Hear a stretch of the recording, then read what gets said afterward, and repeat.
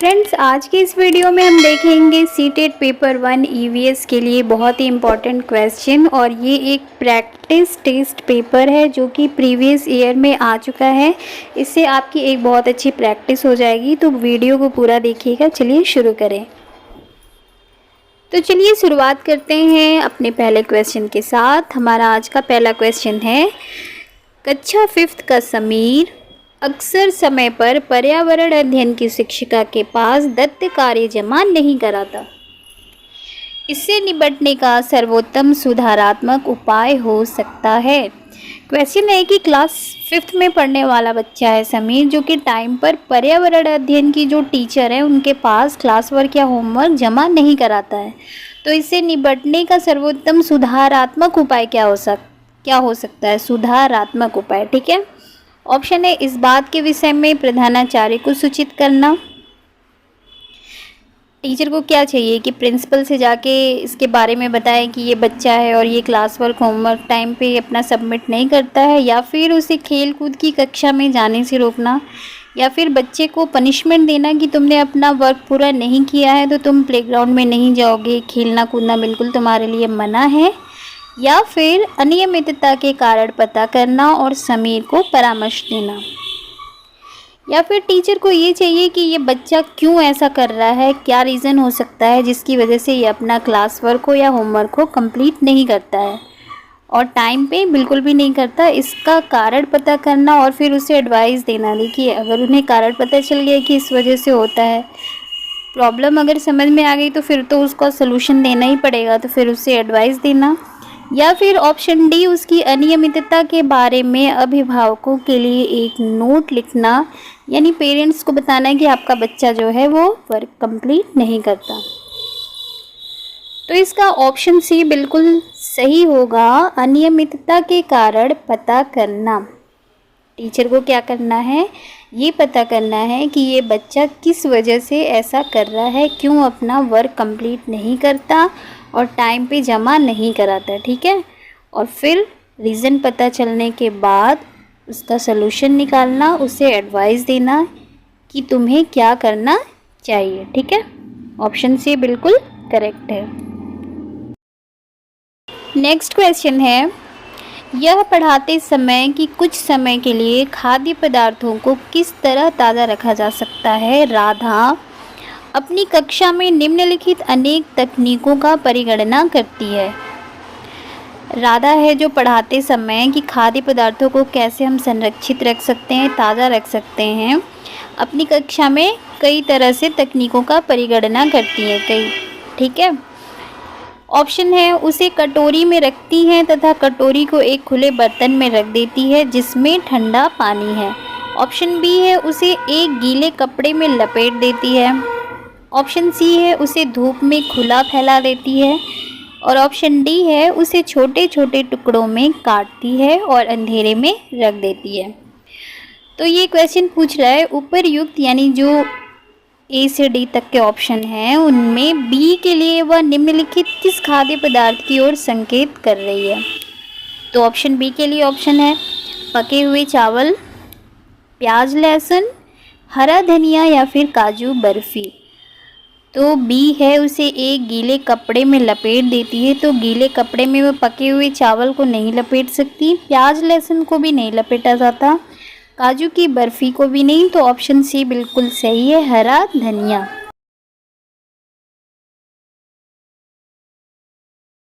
पहले जब फ्रिज नहीं होता था तो लोग क्या करते थे, सब्जियों को ताज़ा रखने के लिए गीले कपड़ों में लपेटते थे। तो इसमें सब्जियों में हरा धनिया है तो क्या करेंगी, उसे गीले कपड़े में लपेट देती है और जो कटोरी में रखती है तथा कटोरी को एक खुले बर्तन में रख देती है जिसमें ठंडा पानी हो। तो वो पके हुए चावल, जो ए है वो पके हुए चावल को, ठीक है, ये कर रही है। सी है, उसे धूप में खुला फैला देती है तो प्याज और लहसुन को। डी है, उसे छोटे छोटे टुकड़ों में काटती है और अंधेरे में रख देती है तो वो करती है काजू बर्फ़ी। तो इसका ऑप्शन जो है वो सी सही है, हरा धनिया, ठीक है। नेक्स्ट क्वेश्चन है, कक्षा 5th के विद्यार्थियों को घर्षण प्रकरण पढ़ाते समय शिक्षिका यह समझाने के लिए अनेक उदाहरण देती है कि घर्षण हमारे लिए कई तरीकों से उपयोगी है, ठीक है। उसके द्वारा दिए गए निम्नलिखित उदाहरणों में से कौन सा गलत है, कौन सा गलत उदाहरण वो पेश कर रही है। ऑप्शन है पेन की नोक टिप जो होती है पेपर के बीच होने वाले घर्षण के कारण ही हम लिख पाते हैं। ऑप्शन बी है हमारे जूतों और ज़मीन के बीच होने वाले घर्षण के कारण ही हम चल पाते हैं। ऑप्शन सी है ऊर्ध्वाधर रूप से ऊपर फेंकी गई वस्तु घर्षण के कारण हमेशा हमारे पास ही वापस आती है। या फिर ऑप्शन डी ब्रेक लगाने पर वाहन रुक जाता है। तो इसका ऑप्शन सी जो है वो राइट है, यानी कि ये गलत उदाहरण पेश कर रही है कि ऊर्ध्वाधर रूप से ऊपर फेंकी हुई वस्तु घर्षण के कारण हमेशा हमारे पास ही वापस आती है। वस्तु को अगर आप ऊपर फेंकते हैं तो वो नीचे किसकी वजह से आती है, ग्रेविटी की वजह से, गुरुत्वाकर्षण की वजह से, ठीक है, न कि घर्षण की वजह से। तो ऑप्शन सी इसमें सही है, उन्होंने ये गलत उदाहरण पेश किया है, ठीक है। नेक्स्ट क्वेश्चन है, पानी के साथ प्रयोग करते हुए ज्योति यह देखती है कि स्टील की खाली कटोरी पानी पर तैरती है लेकिन लोहे की एक छोटी कील डूब जाती है, ठीक है। इसे डैश डैश तथ्य द्वारा व्याख्यायित किया जा सकता है। ऑप्शन है लौह पानी की तुलना में हल्का है और स्टील पानी की तुलना में भारी है, इसलिए स्टील की कटोरी पर लगने वाला बल उसके भार की तुलना से ज़्यादा है, जबकि लोहे की कील पर लगने वाला बल उसके भार की तुलना में कम है, इस वजह से होता है। या फिर लोहे की कील पर लगने वाला बल उसके भार की तुलना में ज़्यादा है, जबकि स्टील की कटोरी पर लगने वाला बल उसके भार की तुलना में कम है। ऑप्शन डी है लौह पानी की तुलना में भारी है और स्टील पानी की तुलना में हल्का है। तो इसका ऑप्शन बी बिल्कुल सही है। स्टील की कटोरी पे जो बल लग रहा है, लगने वाला जो बल है उसके भार की तुलना में ज़्यादा है, ठीक है। स्टील की कटोरी पे लगने वाला बल उसके यानी कटोरी के भार की तुलना में ज़्यादा है, जबकि लोहे की कील पर लगने वाला बल उसके भार की तुलना में क्या है, कम है, ठीक है। तो ऑप्शन बी बिल्कुल सही है। नेक्स्ट क्वेश्चन है, वायु प्रदूषण प्रकरण पढ़ाने के लिए 4 अलग अलग विज्ञान शिक्षक 4 तरह की शिक्षण पद्धतियों का प्रयोग करते हैं, ठीक है। 4 अलग अलग साइंस के टीचर हैं जो कि वायु प्रदूषण टॉपिक पढ़ा रहे हैं और अलग अलग शिक्षण पद्धतियों का प्रयोग कर रहे हैं, ठीक है। अग्रलिखित में से कौन सी पद्धति सबसे ज़्यादा उचित है। ऑप्शन है प्रकरण पूरा करने के बाद अभ्यास में दिए गए सभी प्रश्नों के उत्तर लिखवाना, जैसे टीचर ने टॉपिक पूरा कर लिया उसके बाद अभ्यास के लिए जो प्रश्न है उसके उत्तर लिखवा दिए, सिर्फ इतना ही करना है उन्हें। या फिर ऑप्शन बी विद्यार्थियों को वायु प्रदूषण पर वृत्त चित्र दिखाना, यानी डॉक्यूमेंट्री दिखाना बच्चों को वायु प्रदूषण पे। या फिर ऑप्शन सी विद्यार्थियों से कहना कि वे दीपावली से पहले और बाद में वायु के नमूने इकट्ठे करें और उनकी गुणवत्ता का अध्ययन करें। या फिर ऑप्शन डी विद्यार्थियों को पाठ्य पुस्तक में से प्रकरण का सस्वर पठन करने के लिए कहना और संकल्पना शब्दावली का अर्थ स्पष्ट करना। तो ऑप्शन ए, ऑप्शन बी और ऑप्शन ए, ऑप्शन सी और डी बिल्कुल गलत है। विद्यार्थियों को दिवाली से पहले ये बोलना है कि आप नमूने इकट्ठे करिए, प्राथमिक कक्षा 1 से 5 के बच्चों के लिए ये सही नहीं है। तो प्राथमिक स्तर पर अगर आप वायु प्रदूषण टॉपिक पढ़ा रहे हैं, ठीक है, तो शिक्षक को वायु प्रदूषण के हानिकारक जो भी हैं प्रभाव और वायु प्रदूषण के जो हानिकारक प्रभाव हैं और उसका नियंत्रण हम कैसे कर सकते हैं, इन सारे उपायों से रिलेट करता हुआ डॉक्यूमेंट्री दिखाना सबसे अच्छा तरीका है, ठीक है। जब आप बच्चे को डॉक्यूमेंट्री दिखाएंगे तो बच्चा जो है इसको बहुत ही ज़्यादा इंटरेस्ट से देखेगा।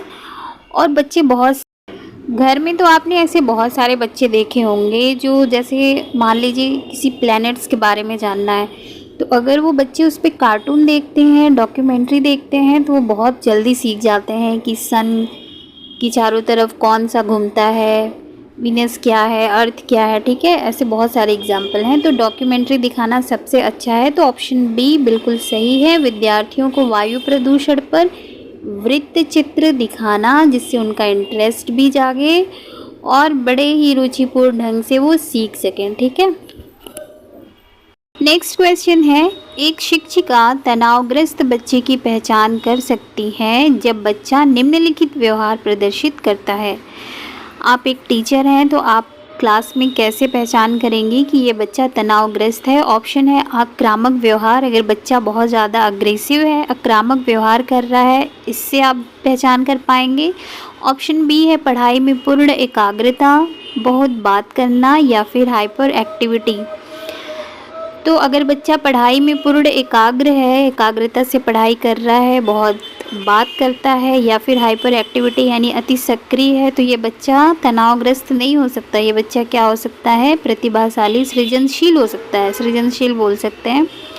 तो जो बच्चा अग्रेसिव नेचर का होगा ना, जो आक्रामक व्यवहार करेगा, वो बच्चा क्या है, तनावग्रस्त होगा। ठीक है। तो बहुत ही इजी सा क्वेश्चन है। तो शिक्षिका तनावग्रस्त बच्चे की पहचान कैसे कर सकती हैं, बच्चे के आक्रामक व्यवहार से। ठीक है। नेक्स्ट क्वेश्चन है, अभिभावक शिक्षक अंतःक्रियाओं को उपलब्ध कराने का मुख्य उद्देश्य है। अभिभावक शिक्षक अंतःक्रिया यानी जो स्कूल में पीटीएम होता है ना, उससे। ऑप्शन है विद्यालय में हो रहे क्रियाकलापों के बारे में जानकारी को साझा करना, पुनर्बलन और सुधार के लिए बच्चे की योग्यताओं और कमजोरियों के बारे में चर्चा करना। ऑप्शन सी है एक दूसरे के साथ सामाजिक संबंध विकसित करना या फिर एक दूसरे की कमियों को उजागर करना। तो देखिए इसका तो बहुत ही इजी सा आंसर है ऑप्शन बी, पुनर्बलन और सुधार के लिए बच्चे की योग्यताओं और कमजोरियों के बारे में चर्चा करना। अब पेरेंट्स टीचर मीटिंग है, पीटीएम है, आप गए, आप टीचर हैं तो क्या करेंगे, क्या पेरेंट्स को स्कूल में क्या चीज़ें हो रही हैं, क्या क्रियाकलाप चल रहे हैं उसके बारे में जानकारी देंगे या फिर अपना दोस्ती निभाना शुरू कर देंगे, सामाजिक संबंध विकसित करेंगे या फिर एक दूसरे की कमियों को उजागर करेंगे। ऐसा कुछ नहीं करना है। एक टीचर और एक पेरेंट्स का जो ये मीटिंग होता है, पीटीएम होता है, उसमें ये होता है कि बच्चे के सुधार के लिए होता है। ठीक है। पुनर्बलन यानी फीडबैक, जैसे बच्चे की योग्यताओं और कमजोरियों के बारे में चर्चा की जाती है तथा बच्चे के आने वाले फ्यूचर के लिए क्या सही है इसके बारे में ध्यान दिया जा सके। जैसे बच्चा घर पे पढ़ाई करता है कि नहीं और टीचर क्या उसकी क्या योग्यता है, क्या अयोग्यता है, उसके बारे में पेरेंट्स को बताते हैं। ठीक है। तो ऑप्शन बी बिल्कुल सही है, पुनर्बलन और सुधार के लिए बच्चे की योग्यताओं और कमजोरियों के बारे में चर्चा करना। चलिए देखते हैं हमारा नेक्स्ट क्वेश्चन क्या है। नेक्स्ट है, सभी बड़े शहर सड़कों पर भारी संख्या में वाहनों के कारण पर्यावरण प्रदूषण की समस्या का सामना कर रहे हैं। पर्यावरण संरक्षण के लिए शहर के लोग व्यक्तिगत रूप से डैश डैश के माध्यम से अपना सहयोग दे सकते हैं। ऑप्शन है पर्यावरण सुरक्षित सीमा के लिए व्यक्तिगत वाहन के इंजन की नियमित रूप से जांच करवाएं। ऑप्शन बी है आने जाने के लिए सार्वजनिक यातायात व्यवस्था का प्रयोग करें। ऑप्शन सी है अक्सर घर से बाहर जाने से बचें या फिर ऑप्शन डी व्यक्तिगत वाहन जैसे स्कूटर, कार आदि नहीं रखें। तो मेरी तो हर वीडियो में ही देखिए पीछे से वाहनों की इतनी ज़्यादा आवाज़ आती है कि ये जो बड़े शहर है ना, दिल्ली में देखिए कितना ज़्यादा पोल्यूशन है। दिल्ली है, मुंबई है, हर बड़े शहर में मेरी तो हर वीडियो में वाहनों की इतनी ज़्यादा आवाज़ है कि मैं परेशान हो जाती हूँ। खैर उसका कोई इलाज नहीं है, 24 घंटे ये चलता है। तो देखिए पर्यावरण प्रदूषण की समस्या का सामना हर कोई कर रहा है। इसके संरक्षण के लिए ऐसा नहीं है कि घर से जाना ही बंद कर दीजिए या फिर स्कूटर और कार नहीं खरीदे, ये भी सही नहीं है। पर्यावरण इंजन की डेली जांच करवाना भी सही नहीं है। ऑप्शन बी सही है, आने जाने के लिए आप हो सके तो सार्वजनिक यातायात व्यवस्था का प्रयोग कीजिए। ठीक है। सार्वजनिक जैसे इससे क्या होगा, वायु प्रदूषण कम होगी। आप 10 गाड़ियां एक साथ लेकर चलोगे तो उसके धुएं से तो ज़्यादा प्रदूषण होगा ना। तो इसका ऑप्शन बी बिल्कुल सही है, आने जाने के लिए सार्वजनिक यातायात व्यवस्था का प्रयोग करना चाहिए। ठीक है। नेक्स्ट क्वेश्चन है, वायु हर जगह है प्रकरण पढ़ाते समय एक शिक्षक विद्यार्थियों से निम्नलिखित प्रश्न पूछता है। ठीक है। प्रश्न है, क्या मृदा में वायु है? क्या पानी के अंदर वायु है? क्या हमारे शरीर में वायु है? क्या हमारी हड्डियों में वायु है? शिक्षक शिक्षार्थियों में निम्नलिखित में से कौन सा कौशल विकसित करने का प्रयास कर रहा है? ऑप्शन है वर्गीकरण कौशल, चिंतन कौशल, संवेगात्मक कौशल या फिर अवलोकन कौशल। तो ये जो क्वेश्चन है ये साइंस से रिलेटेड है। ठीक है। और साइंस से रिलेटेड यानी विज्ञान से संबंधित जितने भी प्रश्न होते हैं वो आते हैं अवलोकन कौशल की श्रेणी में। ठीक है। तो ऑप्शन डी बिल्कुल सही है, अवलोकन कौशल। देखिए, टीचर ने बच्चे से पूछा कि क्या मृदा में वायु है, यानी मिट्टी में हवा है या फिर पानी के अंदर हवा है। तो एक तो ये साइंस का सवाल हुआ। दूसरा सवाल होते ही बच्चा क्या करेगा, विश्लेषण करेगा, व्याख्या करेगा और फिर उसके बाद निष्कर्ष निकालेगा। ठीक है। तो इसमें तो विश्लेषण, निष्कर्ष, व्याख्या किस में आते हैं, अवलोकन कौशल में। तो इसका ऑप्शन डी बिल्कुल सही है, अवलोकन कौशल। बहुत सारी बुक्स में मैंने देखा है कि इसका जो ऑप्शन बी है चिंतन कौशल, उसको भी आंसर किया है, बट इसका आंसर होगा अवलोकन कौशल। ठीक है। चलिए देखते हैं नेक्स्ट क्वेश्चन क्या है। नेक्स्ट क्वेश्चन है, निम्नलिखित में से भोजन बनाने का कौन सा तरीका अच्छा है? ऑप्शन है सब्जियों को अच्छी तरह से धोना और फिर काटना। ऑप्शन बी है सब्जियों को काटना और तब उन्हें चलते पानी में यानी नल के नीचे धोना। ऑप्शन सी है सब्जियों को काटने और पकाने से पहले उन्हें कुछ समय के लिए धूप में रखना। ना बाबा, ऐसा कहीं नहीं होता। ऑप्शन डी है बैक्टीरिया नष्ट करने के लिए सब्जियों को गहरे तलते हुए पकाना। नो, बिल्कुल भी नहीं। तो इसका ऑप्शन ए बिल्कुल सही है। ये तो सभी को पता होगा कि सब्जियों को पहले अच्छी तरह से हमें धो लेना चाहिए और फिर हमें उसे काटना चाहिए। तो सब्जियों को अच्छी तरह से धोना है और फिर काटना है।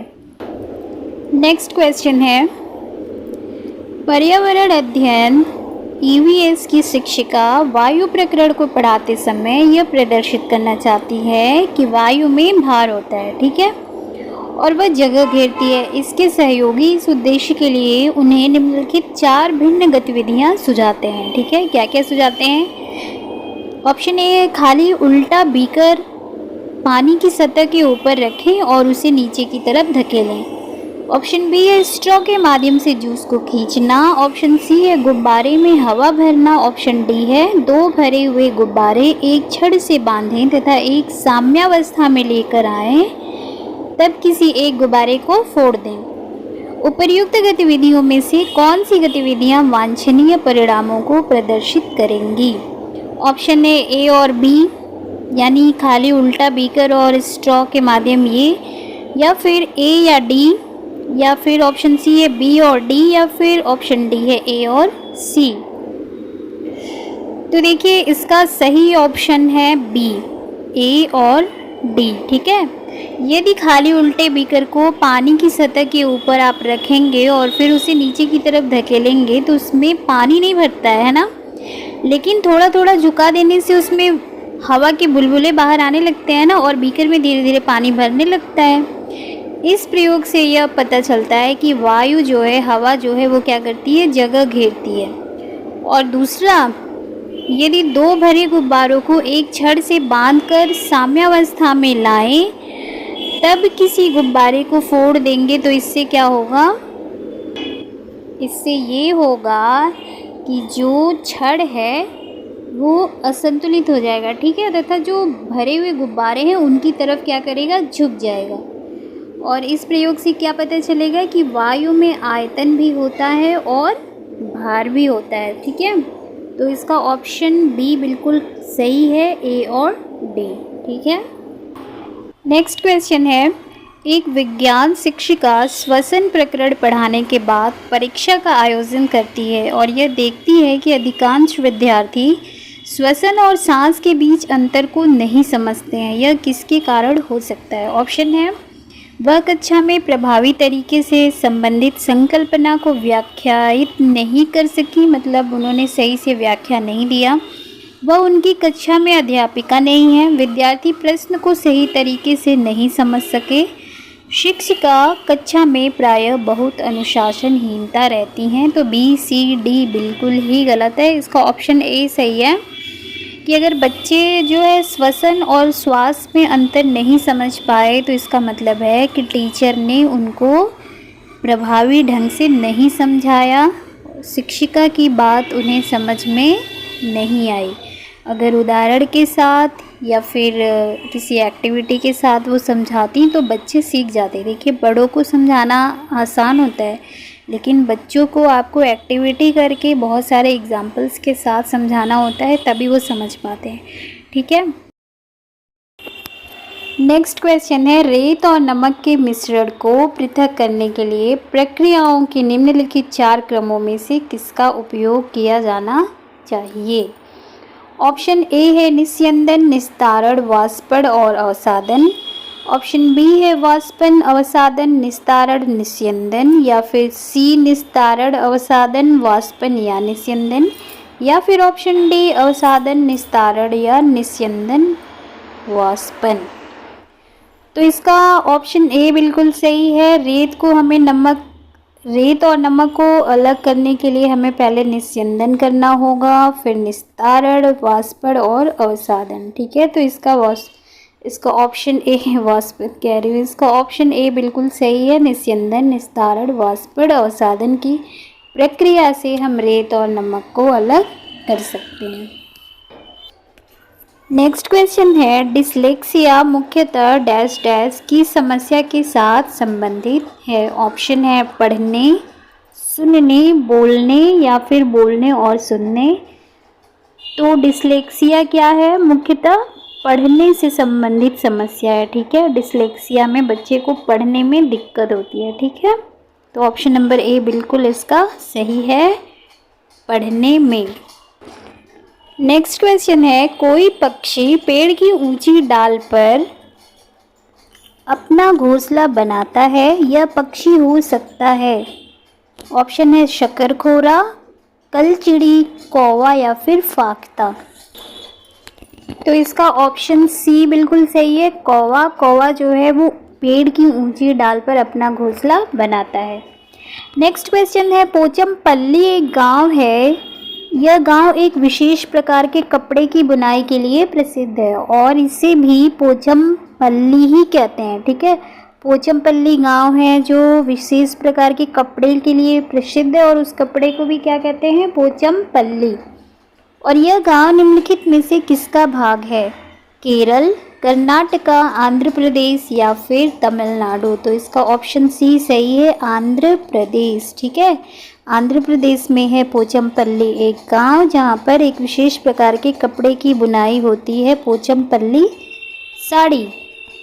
ठीक है, तो ये है ऑप्शन सी इसका करेक्ट है, पोचमपल्ली कहाँ का है, आंध्र प्रदेश।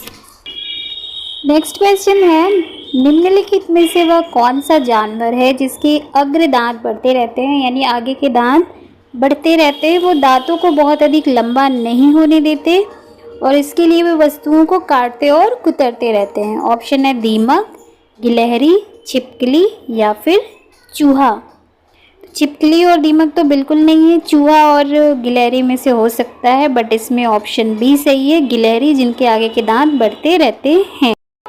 नेक्स्ट है, कोई किसान उर्वरकों और कीटनाशकों का अधिक उपयोग करके अपने खेतों में बार बार धान की फसल उगा रहा है। ऐसा करने से उसके खेतों की मृदा यानी मिट्टी कैसी हो जाएगी, केवल धान की फसलों के लिए उपयोगी रहेगी, सिर्फ धान हो पाएगा, जुताई के लिए उपयुक्त बनी रहेगी या फिर बंजर हो जाएगी, या फिर ऑप्शन डी अन्य फसलों के लिए भी उपजाऊ बन जाएगी। देखिए, किसान अगर खाद उर्वरक जो होते हैं और कीटनाशकों का अधिक से अधिक प्रयोग अपने खेत में बार बार फसल उगाने के लिए करेगा ना, तो उसका जो खेत है उसका, ऐसा करने से जो खेत की मृदा है वो पूरी तरह से क्या हो जाएगी, बंजर हो जाएगी। ठीक है, इसलिए किसान को बार बार उर्वरक और कीटनाशकों का अधिक से अधिक प्रयोग अपने खेत में नहीं करना चाहिए, वरना ज़मीन क्या हो जाएगी, बंजर हो जाएगी। तो ऑप्शन सी बिल्कुल सही है। ठीक है,